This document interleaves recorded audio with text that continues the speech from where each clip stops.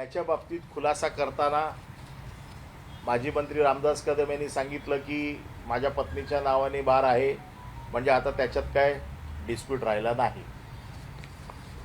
गृहराज्य मंत्र्याच्या आईच्या नावाने डान्स बार चालतो, तो सुद्धा पोलीस स्टेशनच्या नाकाच्या खाली.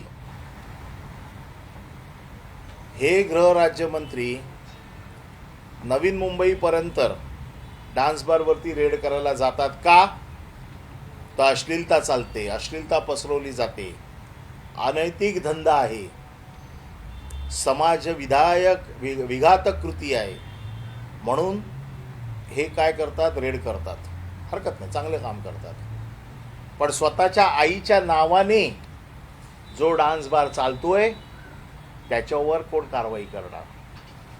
त्याच्यावर कारवाई झालेली आहे.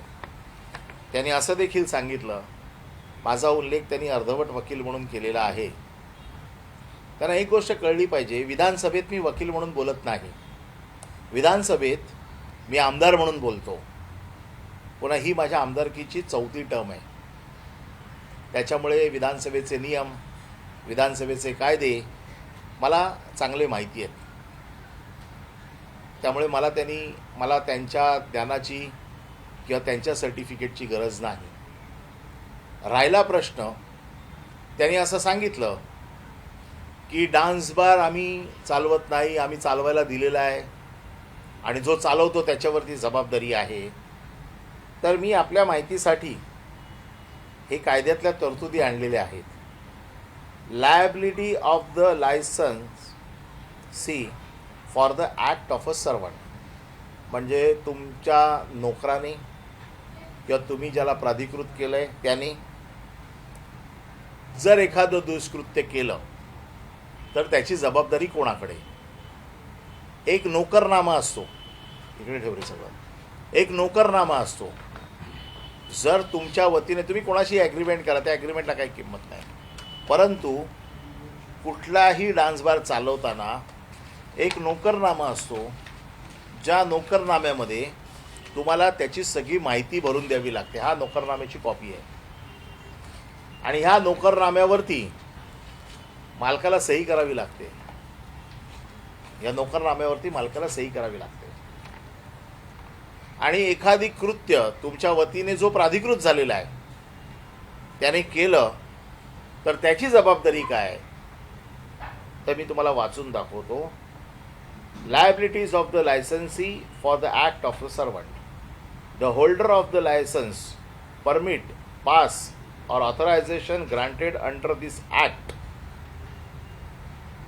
shall be responsible as well as the actual offender for any offence committed by any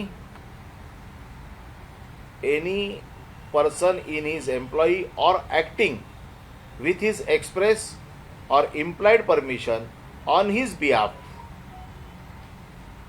under the provision of this act as if he himself has committed the same, unless he shall establish that all due and responsible precautions were exercised by him to prevent the commission of such offense.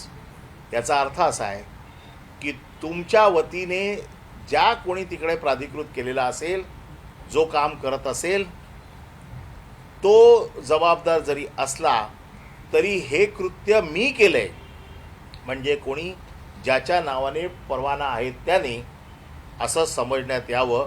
Unless जर तुम्ही तशी कृत्य करण्यापासून त्याला सगळ्या गोष्टीत परावृत्त करायला तुम्ही सिद्ध केलं तर, म्हणजे त्यांनी सांगितलं ना की आम्हाला कळलं आणि आम्ही डान्स बार बंद करून टाकला, मग त्याच्या अगोदर तर तुम्ही कुठली प्रिकॉशन घेतली नाही. आता isakal.com आहे देशातील नंबर 1 ची मराठी न्यूज वेबसाईट. प्रत्येक अपडेटसाठी isakal.com ला नक्की भेट द्या.